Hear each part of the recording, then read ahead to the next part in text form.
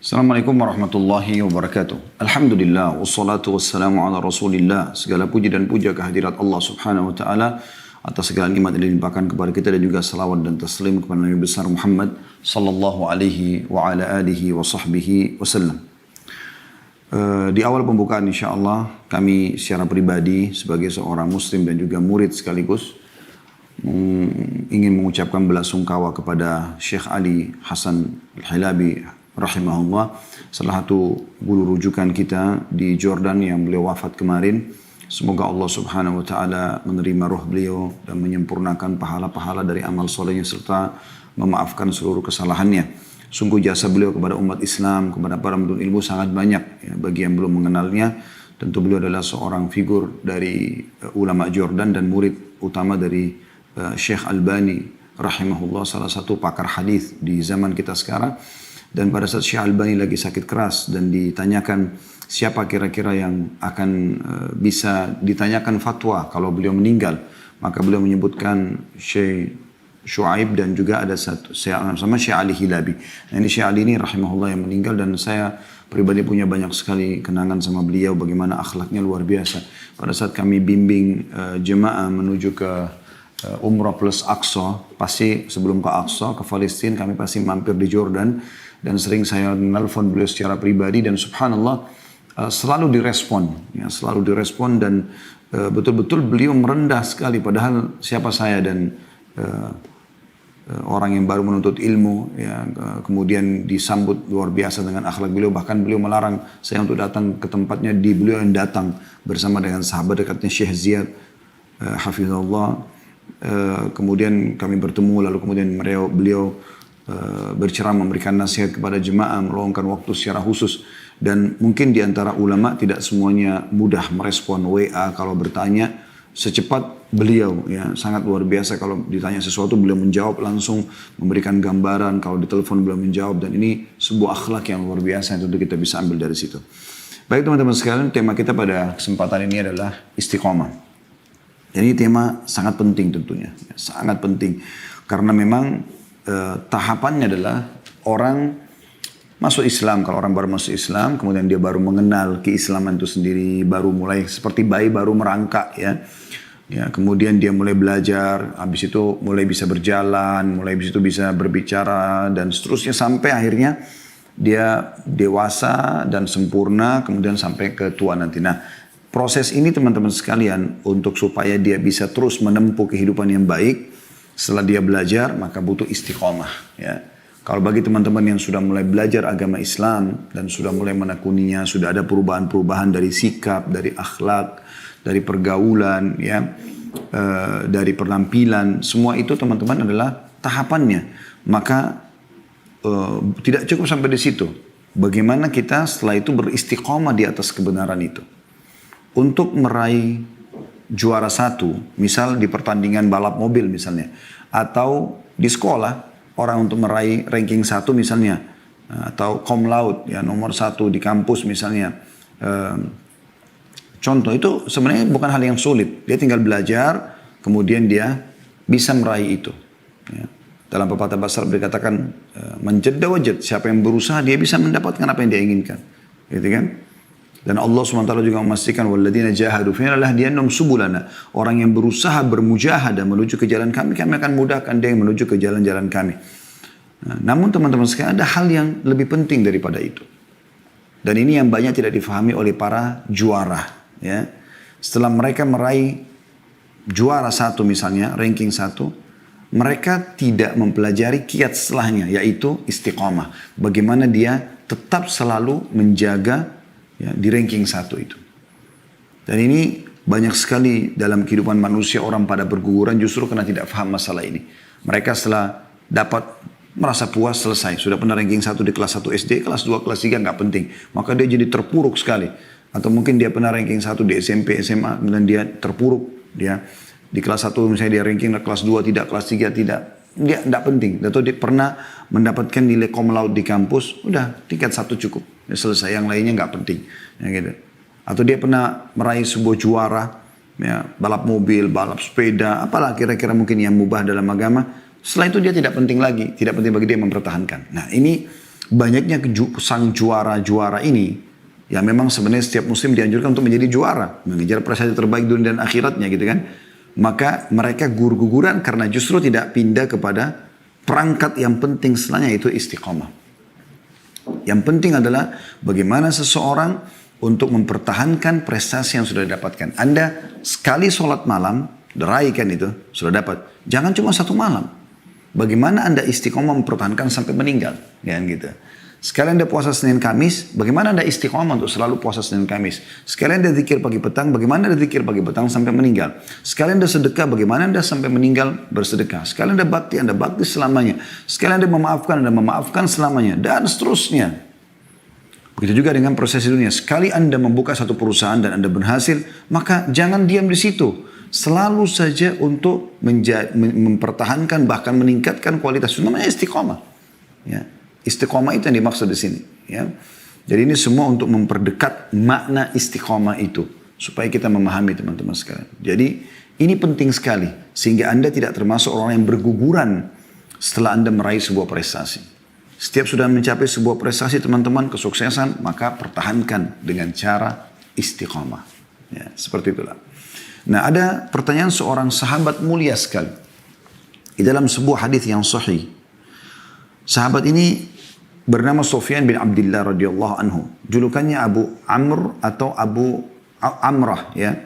Tapi jelas namanya Sufyan bin Abdullah radhiyallahu anhu. Beliau berkata, "Ya Rasulullah, qul li fil Islami qawlan la as'alu alaihi ahadan ba'dak."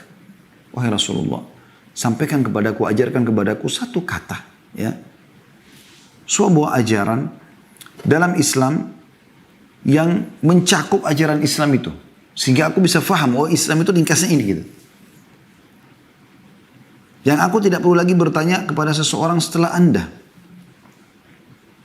Maka jawaban Nabi SAW luar biasa. Satu kalimat pendek, karena ini orang minta qaulan. Satu kata, ya, satu perkataan. Ya. Maka Nabi SAW pun menjawab dengan apa yang dia minta. Dan ini termasuk dalam jawami'il kalim. Salah satu kelebihan Nabi SAW adalah beliau punya jawami'il kalim. Artinya, dalam satu kata ringkas, paragraf ringkas, tapi mengandung makna yang sangat luas, gitu kan? Banyak sekali sabda Nabi SAW seperti itu. Di antaranya ini, beliau mengatakan, "Kul amantu billah fastaqim." Ikrarkan. Renungi baik-baik dengan akalmu, ikrarkan dengan lisanmu, yakini dengan hatimu, bahwasanya Tuhanku Allah. Setelah itu, istiqomalah. Fastaqim. Artinya, berpegang teguh pada itu. Setelah kau kenal Tuhanmu Allah, maka ikuti semua ajarannya. Apa yang Allah SWT perintahkan, kerjakan wajib ataupun sunnah. Apa yang Allah SWT larang, haram ataupun makruh, jauhi. Istiqamah di situ. Fastaqim. Itu Islam. Kau kenal Tuhanmu Allah, lalu kau jalankan ajarannya atau syariatnya. Selesai urusannya.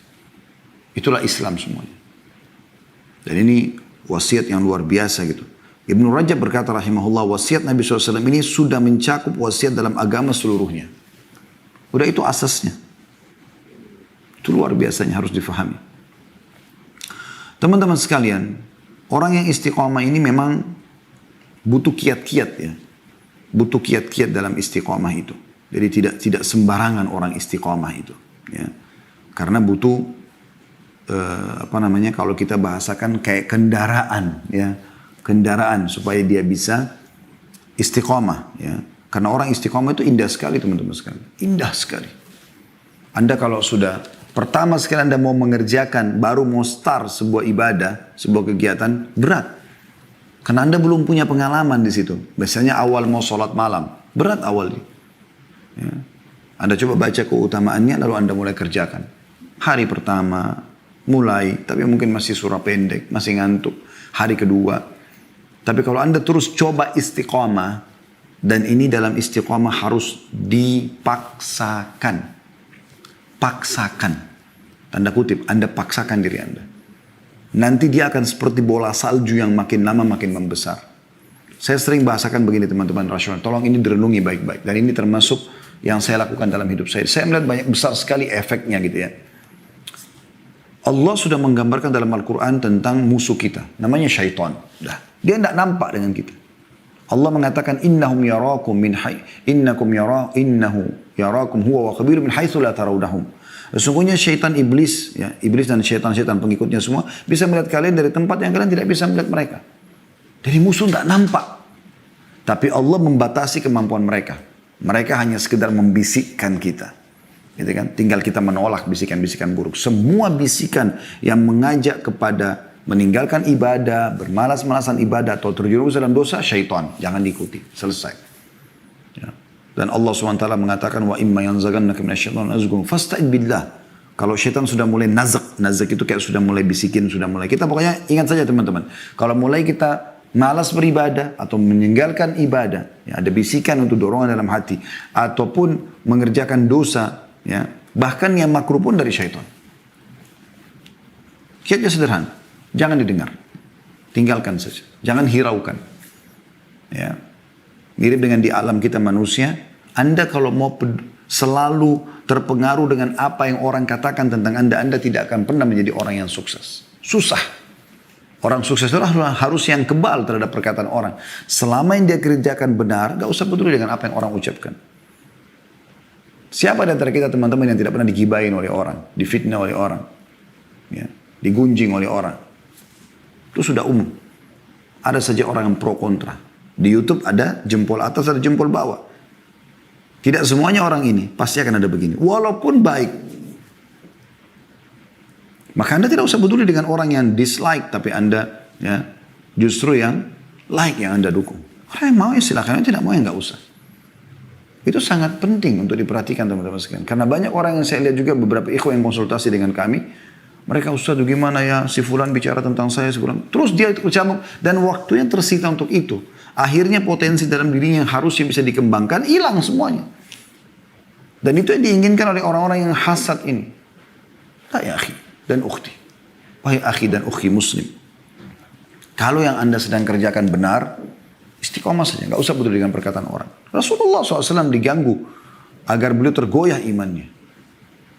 Ya. Allah Subhanahu Wa Taala mengokohkan Nabi Muhammad SAW sehingga tidak terganggu dengan mereka. Ya.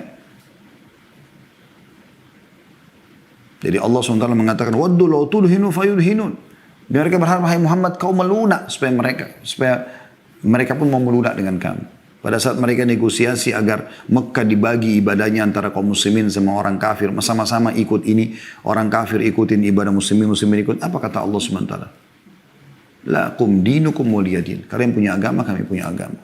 Sebelumnya kan la abudu ma ta'budun. Kami tidak akan sembah apa yang kalian sembah. Kami tidak akan ikut ritual kalian. Wala antum abuduna ma'bud. Kalian juga tidak usah ikuti ritual-ritual kami. Kan gitu. Dan Nabi SAW pun diganggu. Itu juga dengan kita. Ya. Dan kalau yang kita kerjakan salah, tugas kita bukan mempedulikan perkataan orang. Bertaubat kepada Allah Subhanahu Wa Taala, memperbaikinya. Selesai. Tidak usah langsung berkecil hati, seakan-akan kita harus berhenti dari kegiatan kita. Tidak, akhi dan ukhti. Semua orang buat salah. Nabi Adam alaihissalam buat salah. Nabi Adam alaihissalam buat salah. Nabi Adam itu melihat para malaikat. Dalam hadis qudsi disebutkan pada saat Allah SWT menciptakan Adam. Lalu Allah menyuruh Adam AS menuju kepada sekelompok malaikat. Adam AS melihat mereka. Lalu mengucapkan salam dan mereka pun menjawab salam. Adam AS melihat surga. Tapi beliau berbuat salah. Gitu kan? Cuman taubat. Bukan kita menggampangkan agar orang buat salah. Tidak. Karena banyak orang mengecilkan dirinya gara-gara berbuat satu kesalahan. Tidak, akhi dan ukhti. Kesalahan terlihat.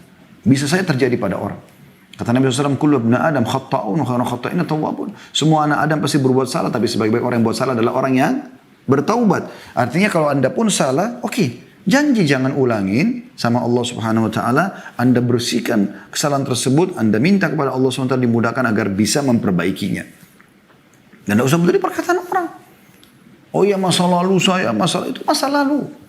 Saya pernah buat sebuah judul ceramah. Saya berharap teman-teman bisa kembali ke YouTube di playlist. Ada itu insya Allah judulnya Tablik Akbar itu di Sulawesi Selatan ya. Di Makassar tepatnya katakan maaf. Judulnya itu iya inilah aku sekarang. Iya, inilah aku sekarang. Itu judul Tablik Akbar. Khusus bagi ikhwan dan akhwat kita yang punya masa lalu kelam, banyak dosa, Sekarang sudah taubat, mulai istiqomah. Kadang-kadang mereka berkecil hati. Oh, orang dulu tahu masa lalu saya. Oh, orang dulu. Ya akhi dan ukhti, orang semua punya masa lalu. Siapa di antara kita yang tidak luput dari dosa? Yang penting sekarang ke depan.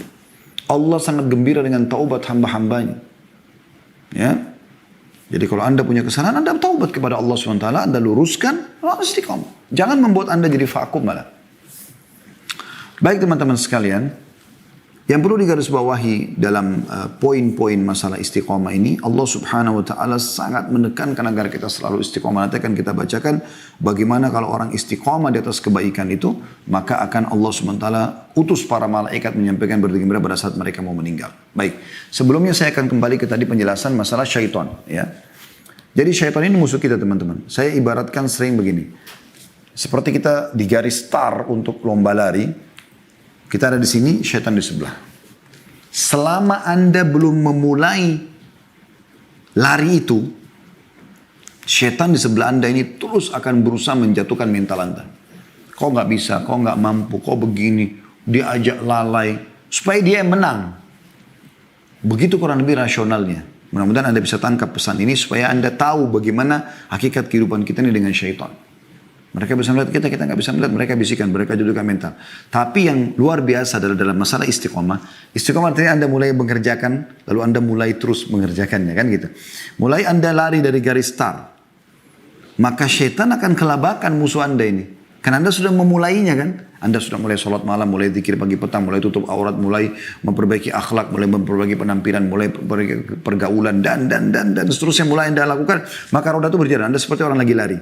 Maka syaitan untuk menggoda anda tidak semudah pada saat anda belum memulainya kan tadi. Karena kalau belum memulai dia leluasa bisikin kita, datang sebelah kita. Tapi kalau kita lagi berlari, dia harus minimal kecepatan larinya seperti kita. Itu pun belum tentu dia bisa menggoda. Karena kita mau sholat malam dia menggodain. Tapi kita lagi sholat malam, dia sulit. Atau dia harus lebih cepat dari kita. Oleh karena itu dia coba meletakkan ranjau-ranjau. Ranjau-ranjau ini maksiat teman-teman. Anda kalau lagi lari, ya penghalang-penghalang supaya terus istiqomah ini dosa-dosa. Syaitan taruh batu, taruh ranjau, taruh godaan-godaan, gitu kan. Nah nanti kalau anda tersangkut di batu itu, di ranjau itu, anda jatuh nih. Nah dia leluasa lagi tuh langsung bisikin apa ya, rusakin mental anda. Itu rasionalnya. Oleh karena itu orang yang istiqomah ini kapan dia betul-betul tidak membuka pintu-pintu dosa, setiap ada ranjau dia menghindar, ada penawaran zina, pelajaran bohong, penawaran ini, semua dijauhi sama dia, maka dia akan terus bisa mulus jalan sampai dia meninggal. Ya, ini penting sekali untuk difahami. Ini contoh-contoh rasional. Jadi ingat teman-teman sekalian, sekali lagi, kalau seandainya anda tetap saja, ya, tidak memulai ibadah-ibadah itu dengan cara memaksakannya dan membaca keutamaannya, misalnya mau sholat malam, mau sedekah segala macam, maka syaitan leluasa akan mengganggu anda. Dan pada saat anda sudah mulai mengerjakan, mulai berlari, dia akan kerepotan. Nah, caranya adalah dia melempar ranjau-ranjau, godaan-godaan. Makanya Nabi SAW pernah keluar dari masjid, kemudian mengambil sebuah tongkat beliau, lalu beliau menggaris-garis yang lurus. Beliau mengatakan, ini jalan Allah yang lurus. Ujungnya surga itu. Lalu beliau menggaris garis-garis kecil sebenarnya, mengatakan ini jalan-jalan yang menyimpang, di setiap jalan ada syaitan yang menggoda. Ya. Syaitan berharap kita nyangkul situ. Oleh karena itu orang kalau sudah membuka pintu dosa, nanti jadi lemah imannya kan. Jadi lambat jalannya karena tergoda dengan godaan-godaan. Anda harus istiqomah, lurus. Tidak usah terganggu dengan kiri kanan sampai Anda meninggal. Umur terbatas. Nah itu istiqomah. Baik teman-teman sekalian. Makanya pertanyaan sahabat tadi ini mulia sekali ya. Bagaimana beliau bertanya hal yang sangat luar biasa kepada baginda Nabi alaihi salatu wassalam. Saya akan masuk teman-teman langsung ke kiat-kiat untuk istiqomah. Bagaimana caranya supaya kita bisa istiqomah dalam satu perbuatan kebaikan. Kemudian kita menambah perbuatan kebaikan lain. Dan terus kita menambah. Dan kita istiqomahkan semuanya. Sehingga kita bertemu dengan Allah subhanahu wa ta'ala. Mengejar pahala maksimal yang kita mampu. Ya. Yang pertama ini tentu yang kami susun ya teman-teman sekalian. Karena saya melihat cukup banyak tulisan tentang masalah istiqomah. Dan setiap orang menyusun poin-poin menurut apa yang dia fahami mungkin ya. Kalau saya melihat Allahu a'lam yang pertama adalah menuntut ilmu syar'i. Ini teman-teman sekalian adalah kiat istiqomah pertama. Kenapa? Karena dengan menuntut ilmu agama, itu jadi pondasi dasar, maka akan datang keimanan. Nah, di atasnya. Ya. Saya melihat subhanallah iman itu tidak muncul tanpa ilmu. Ilmu syariah. Bagaimana caranya Anda merasa punya iman tanpa Anda dengarkan ceramah?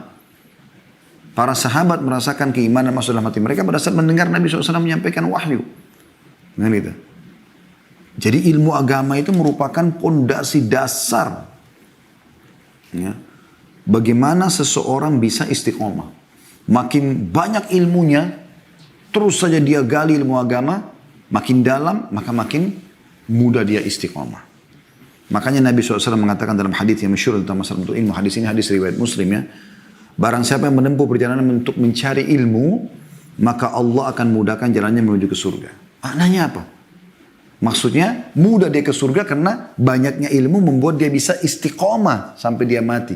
Dan orang dengan istiqomah, maka dia akan dapat surga.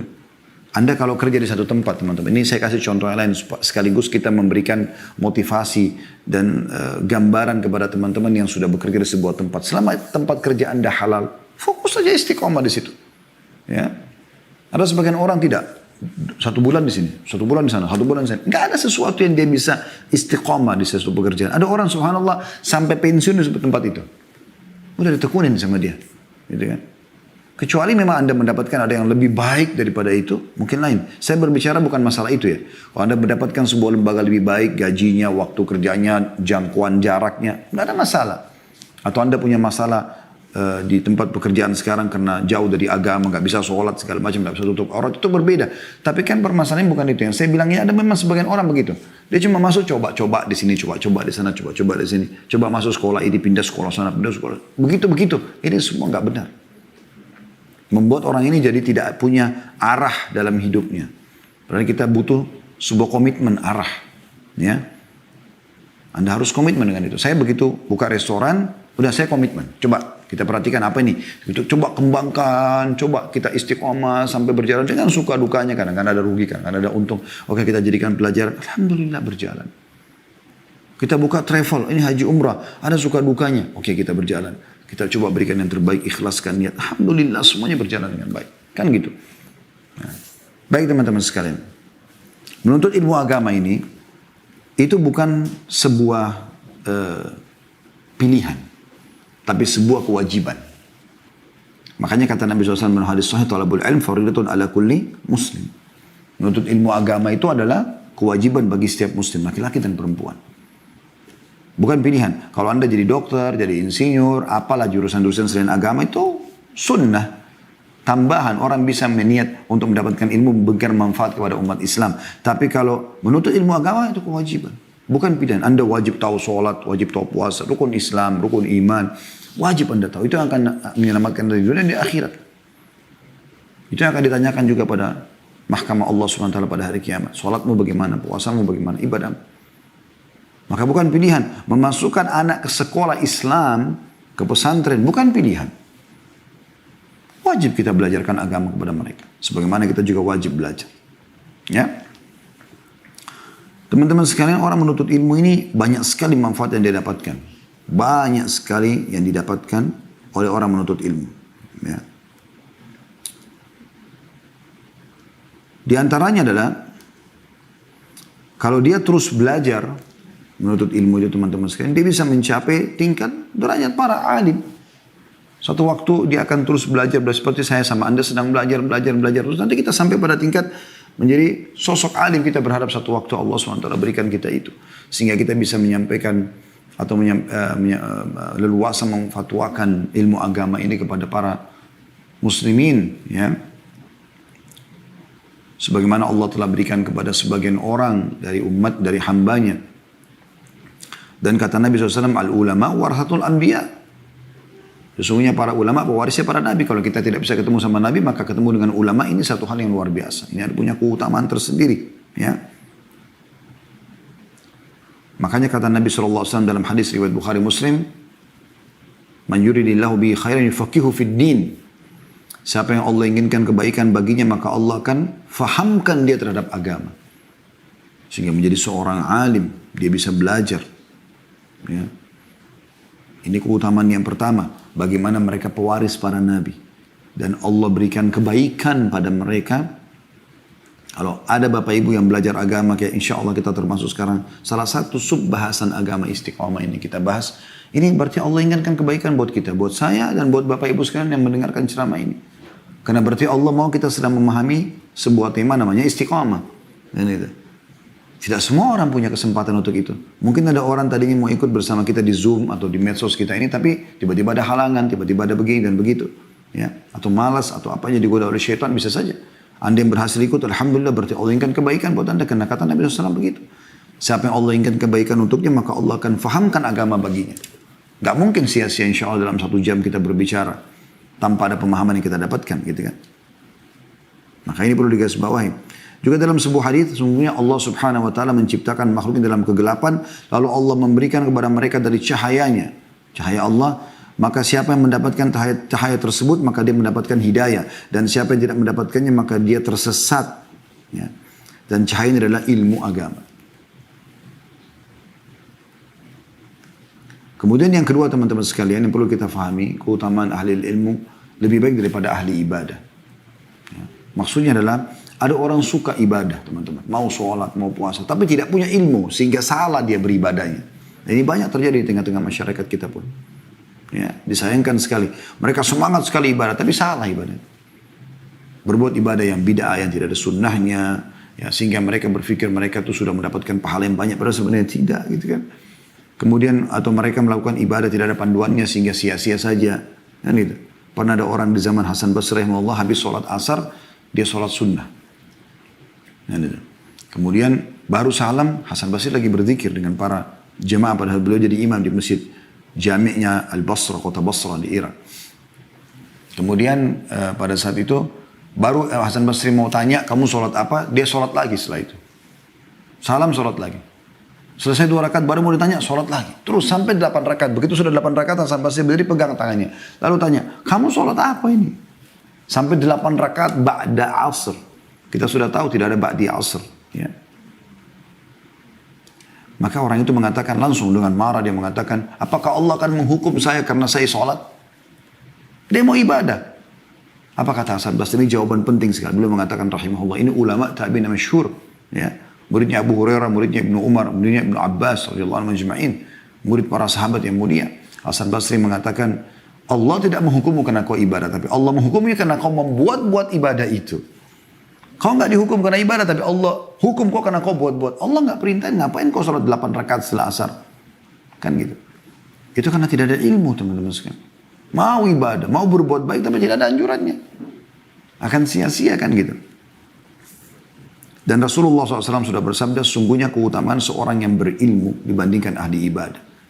Ada ilmunya lalu dia amalkan. Nah ini penting sekali teman-teman sekalian. Perumpamannya itu, kata Nabi SAW, sungguhnya keutamaan seorang yang berilmu dibandingkan ahli ibadah seperti keutamaan bulan di malam purnama dibandingkan dengan bintang-bintang yang lainnya. Hadis riwayat Abu Daud dan juga Ibnu Majah. Ya, itu luar biasa teman-teman sabda Nabi SAW.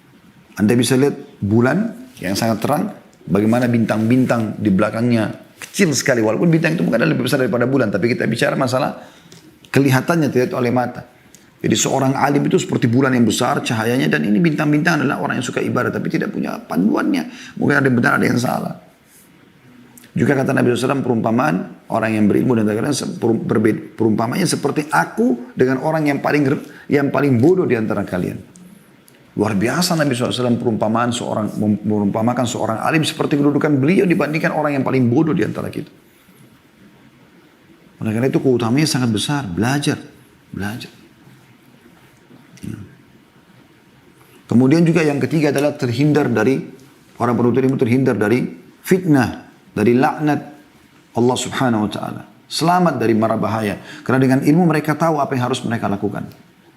Ingat ya teman-teman, ilmu agama ini lebih kita butuhkan daripada makanan pada saat kita lapar, minum pada saat kita haus, tempat tidur pada saat kita capek. Bahkan obat pada saat kita sedang sakit. Karena nanti ilmu agama yang memandu kita mana makanan, mana minuman, mana tempat tidur, mana obat yang boleh dan tidak boleh. Disebutkan dalam hadis di keutamaan yang ketiga ini, masalah menuntut ilmu adalah terselamatkan dari fitnah dan laknat. Hadis yang sahih riwayatkan Tirmidzi dan Ibnu Majah dan dihasankan dalam Sahih Al-Jami' oleh Syekh Albani rahimahumullah semuanya. Sabda Nabi SAW, sungguhnya dunia ini terlaknat segala isinya kecuali zikir kepada Allah dan amalan-amalan ketaatan ibadah. Demikian pula seseorang alim, ya, atau yang belajar. Ini keutamaan penuntut ilmu. Jadi kita luangkan waktu sebanyak apapun teman-teman dalam seharian. Kita mengajar ataupun kita belajar. Semua itu masuk yang menghindarkan kita dari laknat Allah subhanahu wa ta'ala. Karena orang akan belajar tentang hukum halal haramnya Allah. Ya. Ini penting sekali. Ya, kita bisa lakukan.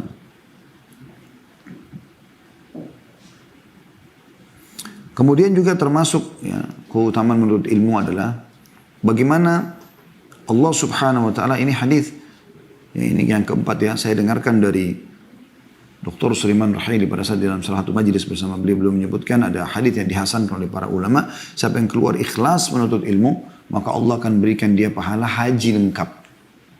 Dapatkan pahala haji. Sekali aja ada keluar untuk majelis ilmu. Mudah-mudahan dengan masa pandemi seperti ini kita tidak bisa langsung bertemu dalam majelis, diniatkan insya Allah dapat pahala itu. Jika keutamaan yang kelima, dia seperti berjihad di jalan Allah. Kata Nabi SAW, siapa yang keluar menuntut ilmu, maka dia di jalan Allah. Seperti jihad pahalanya. Keutamaan yang keenam, mereka dilindungi oleh para malaikat. Sebagaimana hadis Nabi SAW. Ya. Sesungguhnya para malaikat menebahkan sayapnya melindungi para menuntut ilmu itu karena ridho terhadap apa yang mereka lakukan. Itu yang keenam atau yang ketujuh. Yang ketujuh sekarang, ya, sesungguhnya seluruh makhluknya Allah memohon ampun untuknya.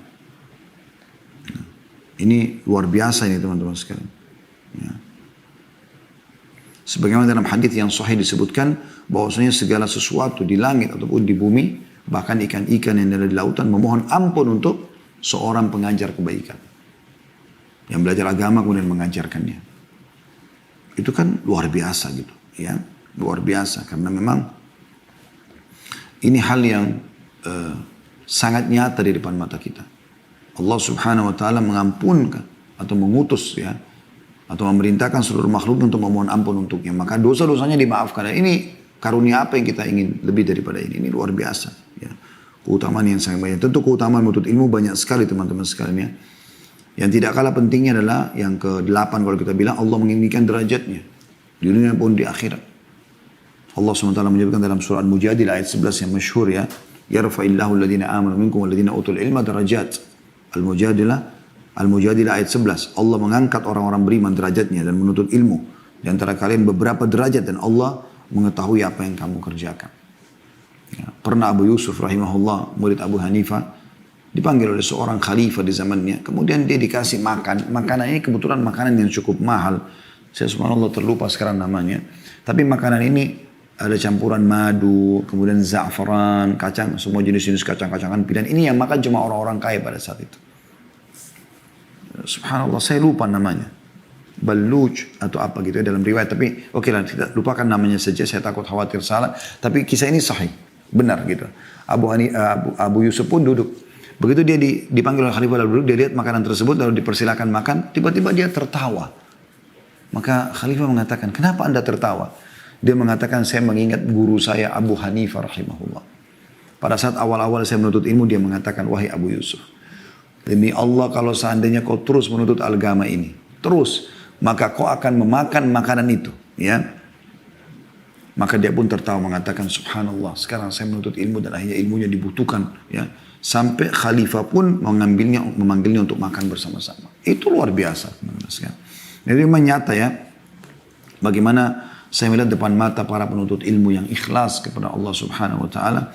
Ya, itu untuk diberikan oleh Allah subhanahu wa ta'ala kemudahan-kemudahan dalam urusan mereka. Dunianya, akhiratnya ya, dan seterusnya. Kemudian teman-teman, ini tentu keutamaan banyak sekali. Karena waktu saya nggak bisa jelaskan semuanya tentang masalah keutamaan menuntut ilmu. Anda bisa kembali insya Allah cukup banyak ceramah kami ada di serial Sahabat ya. Cari di playlist YouTube itu akan ada serial Sahabat banyak sekali ya. Pada saat kami membahas tentang Abu Hurairah, Abdullah bin Abbas, Abdullah bin Umar radhiyallahu anhum majma'in. Ini banyak sekali yang kita sebutkan tentang keutamaan menuntut ilmu. Dan tidak asing, banyak artikel menulis masalah itu di Google insyaAllah. Dan juga para asatidzah kiram, ustaz-ustaz kita yang kita muliakan, cukup banyak membahas masalah itu insyaAllah di medsos juga bisa dilihat. Hanya saja mungkin teman-teman sekalian yang perlu kami berbagi adalah bagaimana pada saat kita ya, kita menuntut ilmu atau pada saat menuntut ilmu ikhlaskan niat karena Allah SWT. Ini yang penting. Kata Nabi SAW dalam hadis Abu Daud yang sahih, Inna Allah la yaqbalu amalan illa ma kana khalisan liwajhi.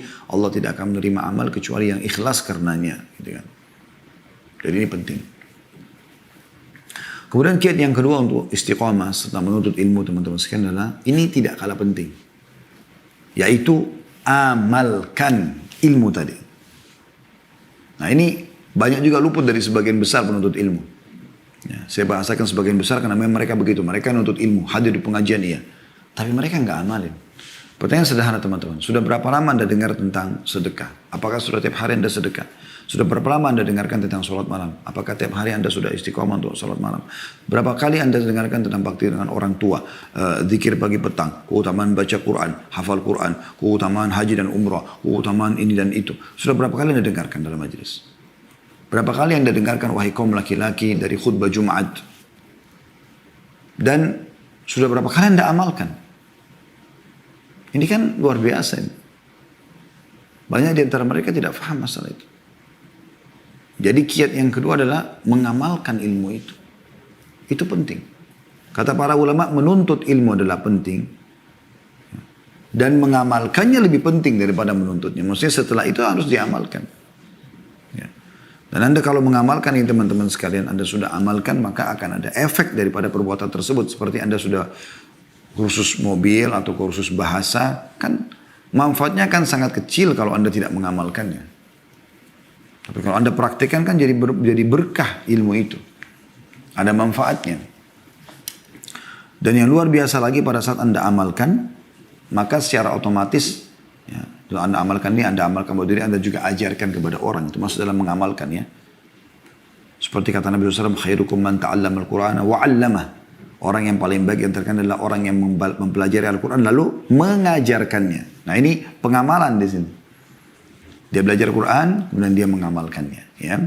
Dengan cara dia praktikin dan juga dia ajarkan kepada orang lain. Dan kalau kita ajarkan orang lain, ada pahala ekstra. Kata Nabi SAW dalam hadis riwayat Muslim, barang siapa menunjuk kepada satu kebaikan, maka dia akan mendapatkan pahala seperti orang yang mengerjakannya. Pernah ada seorang sahabat, ya, teman-teman sekalian, pada saat Nabi SAW mengatakan bersedekahlah, beginilah motivasi untuk sedekah. Pada saat Nabi SAW sebutkan itu untuk bersedekah, gitu kan. Terus saja Nabi SAW motivasi sampai akhirnya ada satu sahabat berdiri lagi di masjid nih, mereka lagi asyik dengerin ceramah Nabi SAW. Ada satu sahabat berdiri, kemudian dia keluarkan isi kantongnya, langsung dia letakkan di hadapan Nabi SAW mengatakan, ya Rasulullah, ini untuk Allah dan Rasul. Melihat perbuatan tersebut, maka yang lainnya pada berbondong-bondong juga ikut bersedekah. Lalu kata Nabi SAW, barang siapa yang menunjukkan kepada satu kebaikan, maka dia akan mendapatkan pahala orang yang mengikutinya. Ya, karena dia tadi memulai orang ini, maka yang lain ikut, dia dapat pahala. Itu kan luar biasa. Dan ini terjadi pada orang-orang yang mengajarkan ilmu agama itu. Karena orang tadinya tidak faham, jadi faham karena dia kan gitu. Juga dalam hadis Ibnu Majah kata Nabi SAW, barang siapa yang mengajarkan satu ilmu, maka dia mendapatkan pahala dari orang-orang yang mengamalkannya. Dengan tidak mengurangi sedikit pun pahala orang yang mengerjakan. Jadi kalau misalnya kita ajarkan sholat malam lah, lalu dia sholat malam. Dia dapat pahala lengkap, dia tidak terzalimi. Tapi kita karena mengajarkan dapat pahala itu. Saya kadang-kadang terenyuh teman-teman. Pada saat bertemu dengan beberapa orang ikhwah dan sering kali begitu. Ustaz jazakallah khair atas ilmunya, saya berubah karena Ustaz. Saya sebenarnya terdiam ya pada saat itu dan langsung menjadikan sebagai sebuah berita gembira sebenarnya, sangat menggembira bagi dalam hati dan dalam diri saya. Bagaimana Allah SWT memudahkan melalui saya. Coba seandainya Allah berikan kesempatan itu pada orang lain dan luput dari saya, maka saya yang rugi gitu kan. Tapi Alhamdulillah kita hanya luangin waktu beberapa saat menyampaikan ceramah. Kita tinggal menjaga bagaimana kita saleh dan kita ikhlas. Insya Allah. Kita jadi praktisi dan kita ikhlas. Maka insya Allah akan berefek teman-teman. Karena banyak penceramah. Berapa banyak penceramah sekarang? Berapa banyak jumlahnya ustaz-ustaz? Kita bicara lingkup Indonesia saja. Tapi berapa banyak yang punya pengaruh? Karena saya lihat ada dua hal. Butuh keikhlasan teman-teman. Tidak berharap kecuali wajah Allah Subhanahu Wa Taala. Berharap pahala. Gitu kan. Dan yang kedua, kita juga praktisi. Kita harus soleh teman-teman sekalian. Kita harus praktek. Sholat malam lah, habis segala macamnya. Sholat malam lah, sedekah lah, bakti lah sama orang tua. Tapi dia sendiri tidak amalkan. Walaupun retorikanya bagus, tidak ada efeknya. Nggak akan berefek. Yang berefek itu kalau Anda sendiri memang dasarnya ikhlas karena Allah SWT dan Anda praktisi. Memang Anda orang soleh dan solehah. Anda amalkan, subhanallah Anda sampaikan sederhana saya sudah cukup berbekas. Karena semua orang bicara masalah istiqamah, semua orang bicara masalah sholat malam, semua orang bicara tentang sholat duha. Tapi siapa yang penyampainya bisa berbekas pada orang? Tadi ikhlas dan juga dia seorang praktisi. Sebaliknya teman-teman sekalian, kalau Anda tidak mengamalkan ilmu itu, Anda lihat kemungkaran, Anda belajar, Anda tidak mengamalkan, maka itu bahaya. Kata Nabi SAW, Al-Quran itu bisa menjadi hujjah untukmu atau terhadapmu. Maksudnya bisa menolongmu karena kau membacanya, menghafalnya, mengamalkannya, mempraktikkan. Dan juga bisa menjadi malah bahaya buat kamu karena kamu meninggalkannya. Belajar tapi nggak pernah dipraktikin. Atau tidak mau belajar sama sekali. Makanya harus hati-hati. Atau ada orang juga melanggar. Dia mengajarkan sesuatu lalu kemudian dia sendiri melanggar. Kata Allah SWT dalam surah As-Saff, kabura maqtan indallah an taqulu ma la taf'alun. Bukan, maaf, ayatnya begini. Ya ayyuhalladzina amanu lima taquluna ma la taf'alun. Ya, atau potongan awal ayat adalah Allah mengatakan kabura maqtan indallah an taqulu ma la taf'alun. Hai orang beriman, kenapa kau mengucapkan apa yang tidak kau amalkan? Sungguh berat di sisi Allah SWT. Kalian mengucapkan tapi tidak mengamalkan. Ya. Yang ketiga teman-teman, kiatnya istiqamah.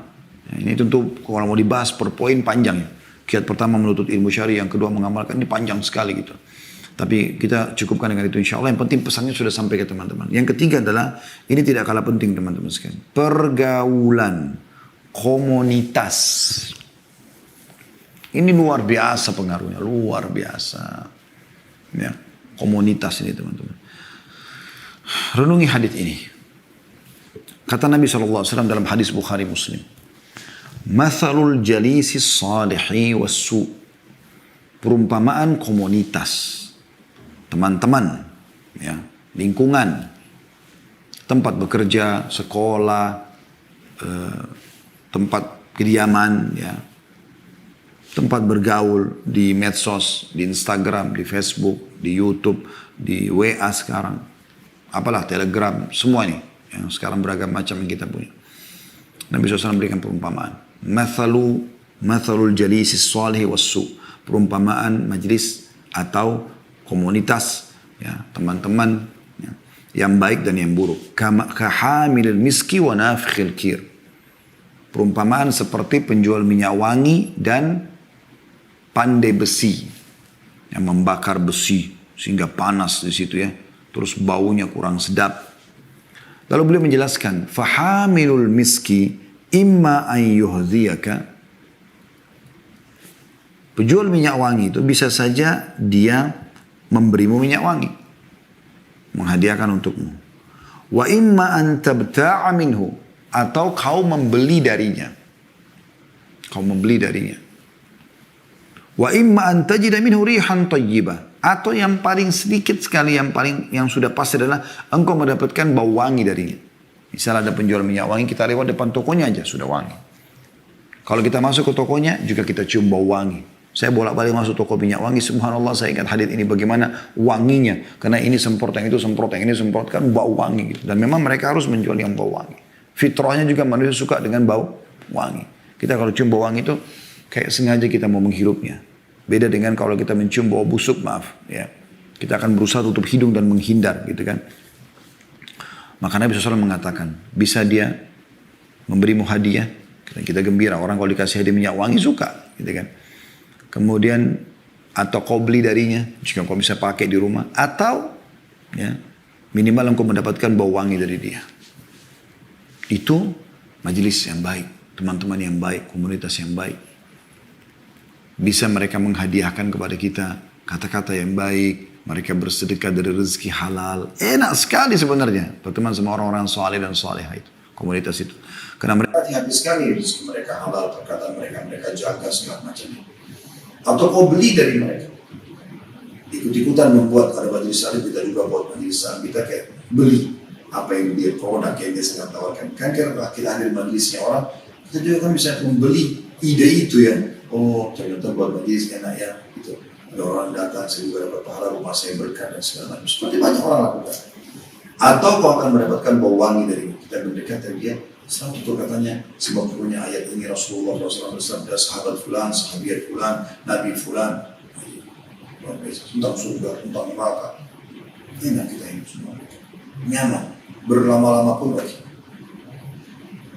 Lalu kata Nabi SAW, nafikhul kir, imma an yuhrika thiyabak. Dan pandai besi bisa saja membakar bajumu, wa imma tajida rihan khabitha, atau engkau akan mendapatkan darinya bau busuk. Ini luar biasa perumpamaan yang diberikan oleh Nabi SAW, luar biasa. Imam Nawawi rahimahullah berkata, pada saat menjelaskan hadis ini, terdapat permisalan tentang teman yang soleh dengan seorang penjual minyak wangi dan teman yang jelek dengan seorang pandai besi. Hadis ini juga menunjukkan keutamaan bergaul dengan teman soleh dan orang baik yang memiliki akhlak sekaligus akhlak yang mulia, sikap warak, menjaga hubungan dengan Allah SWT, ilmu yang luas dan adab. Sekaligus juga terdapat larangan bergaul dengan orang yang buruk, ahli bid'ah dan orang-orang yang mempunyai sikap tercela lainnya. Yang dari syarah Sahih Muslim, yang menyebutkan di jilid 4 halaman 227. Ibnu Hajar al-Asqalani juga mengatakan rahimahullah, hadis ini menunjukkan larangan berteman dengan orang-orang yang dapat merusak agama maupun dunia kita. Hadis ini juga mendorong seseorang agar bergaul dengan hadis ini juga mendorong agar bergaul dengan orang-orang yang dapat memberikan manfaat dalam agama dan dunia.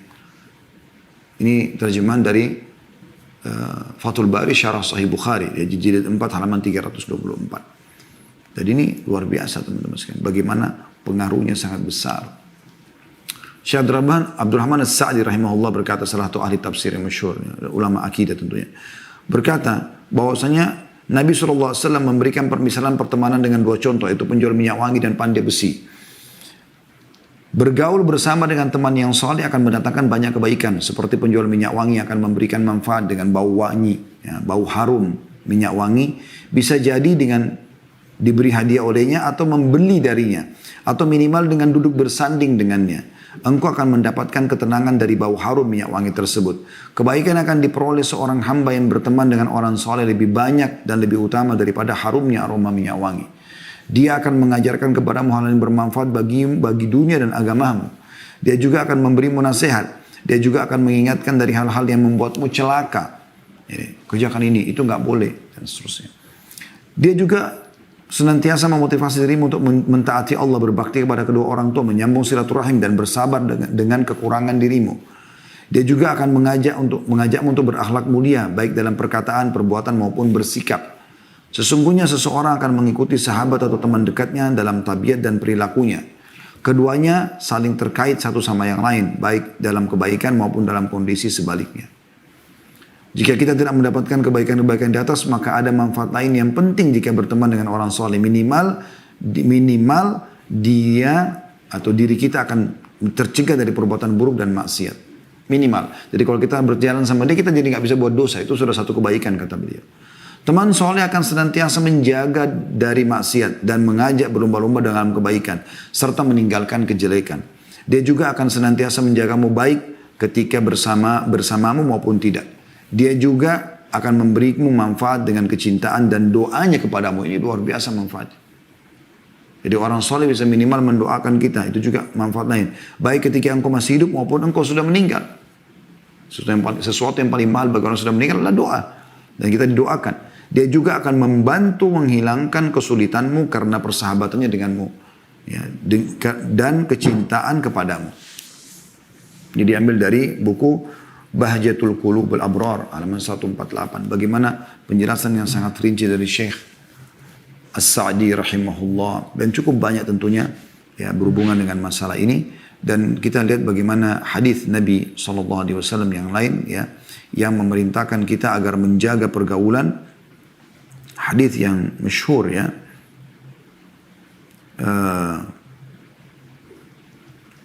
hadis ini diriwayatkan Abu Daud, Tirmidzi dan disahihkan oleh Syekh Albani dalam silsilah hadis sahihah nomor 927, berbunyi al-maru ala dini khalili. Seseorang sesuai dengan agama sahabatnya, komunitasnya. Falyanzur ahadukum man yukhalil. Oleh karena itu, jelilah kata Nabi, ya, siapa yang akan menjadi teman dekatnya. Jadi mulai sekarang teman-teman kita harus yang baik, yang soleh, yang soleha, ya. Tinggalkan semua komunitas buruk itu. Pengaruhnya besar. Jangan bilang saya tidak terpengaruh, bohong. Apa gunanya kalau Anda cuma performance saja, jilbabnya besar, iya, ya. Celananya sudah tidak isbal, atau penampilannya sudah berjenggot kalau laki-laki, atau kalau azan sudah ke masjid. Sudah banyak penampilan-penampilan sunnah yang dia lakukan, tapi tetap aja teman-temannya buruk. Oleh karena itu, sebagian salafus saleh mengingatkan kalau kau mau tahu tentang pribadi seorang, lihat komunitasnya. Biar kau lihat dia baik, lihat orang-orang sekitarnya. Kalau sekitarnya orang buruk, berarti kau bisa nilai orang ini. Kalau orang komunitasnya baik, maka orang ini baik juga. Ya. Yang terakhir teman-teman, yang keempat yang kita tutup dengan ini, dan saya tidak panjang lebar menjelaskan ini karena ada bahasan khusus panjangnya. Dan ini tidak asing lagi, masalah berdoa. Berdoa teman-teman sekalian. Selalu berdoa, selalu berdoa. Berdoa agar kita bisa istiqamah, ya. Supaya Allah Subhanahu wa taala mudahkan kita istiqamah. Ini penting sekali teman-teman sekalian, ya. Karena kalau kita bisa istiqomah sampai kita meninggal, perhatikan manfaatnya teman-teman sekalian. Kita coba baca firman Allah Subhanahu wa taala yang sudah masyhur ayat ini, surah Fussilat. Teman-teman tolong buka surah Fussilat, ya. Itu doa ini panjang, ya, bahasannya ada judul ceramah kami di YouTube, bisa Anda ikutin, dahsyatnya doa. Dan di playlist YouTube insya Allah ada dahsyatnya doa. 2 jam lebih kami bicara tentang keutamaan doa dan bagaimana kita kalau doa diterima. Kalau saya bahas ini mungkin akan mengambil waktu, sekarang tinggal sekitar 10 menit saja waktu untuk kita buka pertanyaan insya Allah. Dan jelas doa itu adalah ibadah, bahkan dia inti daripada ibadah. Dan selalu berdoa kepada Allah SWT adalah hal yang sangat dianjurkan dalam agama. Sangat dianjurkan. Dalam hadis riwayat Tirmidzi kata Nabi SAW, "Man lam yad'ullah yaghdab alaih." Siapa yang tidak berdoa sama Allah, justru Allah murka padanya. Allah mau kita selalu minta, Anda kutip, manja dengan Allah. Kenapa kita nggak mau? Minta, akhi dan ukhti. Minta. Selama Anda bukan melawan sunnatullah, bukan minta malam dihilangkan, siang dihilangkan, hilangkan jenis kelamin perempuan atau laki-laki, nggak mungkin kan gitu. Nah, selama Anda bukan hal-hal yang melawan sunnatullah, bukan juga hal yang haram, maka Anda minta kepada Allah Subhanahu wa taala. Minta keturunan, minta ini, minta itu. Dan ingat dalam berdoa sering saya ingatkan ini. Kita berdoa kepada Allah Subhanahu wa taala agar dipertahankan nikmat yang sedang ada. Kita sudah kaya, minta tambah kaya. Kita sudah punya keturunan, minta tambah diberkahi pasangan hidup, harta, ilmu, segala macam. Itu lebih baik daripada nanti sudah bangkrut, ya. Baru kemudian atau kita sakit, baru kita minta disembuhkan atau dikeluarkan dari masalah. Itu juga boleh tentunya. Tapi kenapa kita nggak minta dari awal? Supaya tetap Allah SWT pertahankan. Makanya salah satu doa Nabi SAW, Allahumma inni a'udzubika min zawali ni'amik. Ya Allah, aku minta kepadamu agar jangan sampai terhilangkan dari nikmat-nikmat yang sedang Engkau berikan. Wa tahawuli afiyatik, dan teralihnya, ya, kesehatan kepada penyakit. Wa fujaati nikmatik, dan tiba-tiba datang cobaanmu. Wa jami'i sakhatik, dan semua kemurkaanmu. Itu doa yang Nabi SAW sering baca. Gitu kan? Jadi berdoa teman-teman, berdoa antara azan dan iqamah sepertiga malam, minta agar Allah SWT istiqomahkan kita. Kita akan selalu berdoa kita juga selalu baca dalam Al-Fatihah, ihdinas siratal mustaqim. Tunjukkan kami selalu jalan lurus. Padahal kita sudah muslim, tapi selalu kita baca. Dalam sholat wajib 17 kali minimal kita ucapkan ayat. Bagaimana dengan sholat sunnah, bisa puluhan bahkan ratusan kali mungkin kita baca Al-Fatihah ini. Ya, ayat ihdinas siratal mustaqim. Baik, kita tutup teman-teman dengan membaca manfaat, ya. Atau kalau orang meninggal dunia, maka ini yang dia dapatkan kalau dia istiqamah.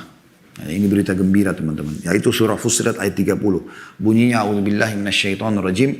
Innal ladzina qalu rabbunallahu thumma istaqamu. Tatanazzalu alaihimul malaikatu alla takhafu wa la tahzanu wa abshiru bil jannati allati kuntum tu'adun. Artinya sungguhnya orang-orang yang mengatakan Rabb kami ialah Allah.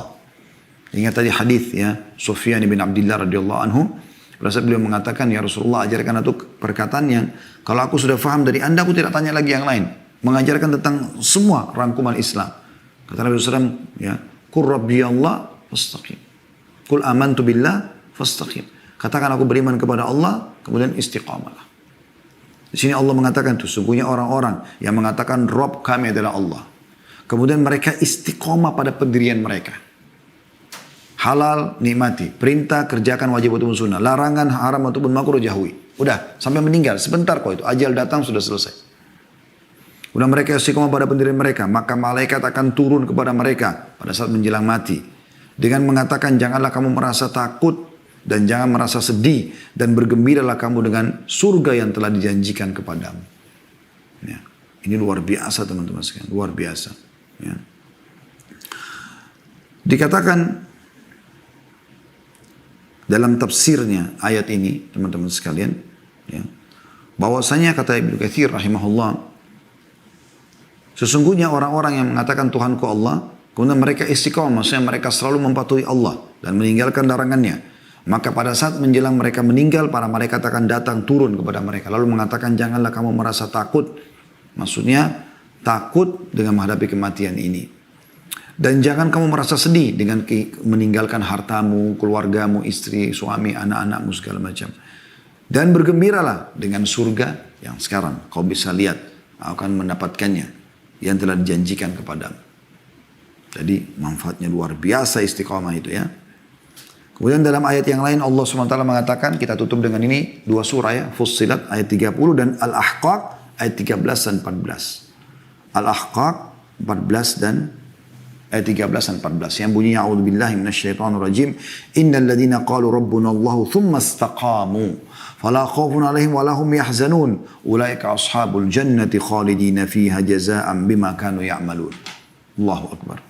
Mudah-mudahan Allah jadikan kita orang yang istiqamah di atas iman, sunnah Nabi SAW, berpegang teguh pada agama ini sampai meninggal dunia. Allahumma amin. Terjemahnya teman-teman surah Al-Ahqaq ayat 13 dan 14. Sungguhnya orang-orang yang mengatakan Rabb kami ialah Allah. Kemudian mereka tetap istiqamah. Maka tidak ada kekhawatiran terhadap mereka dan mereka tidak pula berduka cita. Gak ada kesedihan bagi mereka di dunia. Gak ada kesedihan bagi mereka di akhirat. Mereka itulah penghuni-penghuni surga. Mereka kekal di dalamnya sebagai balasan atas apa yang telah mereka kerjakan. Dan tidak ada keraguan dalam masalah ini tentunya. Allahu a'lam. Ini insya Allah bahasan kita teman-teman sekalian. Semoga Allah SWT mengikhlaskan niat kita dan juga menjadikan kita orang yang bisa beristiqamah ya, di atas ajarannya, ajaran Allah SWT dan di atas iman, balanya sampai meninggal dunia sehingga kita mendapatkan manfaat yang dijanjikan di dunia dan juga mendapatkan manfaat yang dijanjikan di akhirat nanti.